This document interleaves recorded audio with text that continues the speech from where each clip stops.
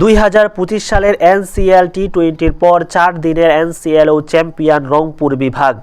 2024 সালে NCL টি-20-তে champion হয়েছিল রংপুর বিভাগ। বাংলাদেশের 7ম বিভাগ রংপুর।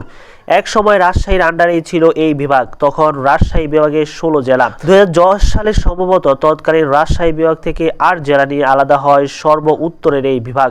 সেই সময় থেকে যদি ধরি, এই বিভাগ থেকে আন্তর্জাতিক ক্রিকেটার হওয়ার সবচেয়ে বড় ক্রিকেটার নাম হচ্ছে লিটন কুমার দাস। বর্তমানে তার সাথে আছেন শরীফুল ও রিশাদ রাও। তবে এনসিএলে দেখা যায় এই বড় নামগুলো খুব একটা খেলেন না। সেই চিন্তা করলে এনসিএলে রংপুর বিভাগের চ্যাম্পিয়ন হওয়া মানে বিশাল কিছুই। আকবর আলীর নেতৃত্বে টানা শিরোপা জিতেছিল রংপুর দলটি। তবে এই দলে ইন্ডিভিজুয়াল পারফরমেন্সের চেয়ে দলগত পারফরমেন্সে বেশি চোখে আসে। এই যেমন অনিক সরকার আছেন, আবার ইকবাল হোসেন আছেন, তরুণ তবে ইফেক্টিভ। আব্দুল গাপ্পার সাকলাইনও কিন্তু রংপুরের। এতদিন তেমন কেউ চিনত না, কিন্তু এখন সাকলাইন শিরোনামে। আবু হাসিম নামের একজন যে আছেন, উনি খুব করে আশা রাখি এই বিপিএলেই নোয়াখালী এক্সপ্রেসের হয়ে তাক দেখাবেন। তবে অভিজ্ঞ নাসির আর আমাদের সবার চেনা রংপুর বিভাগের ক্রিকেটার নাঈম ইসলাম।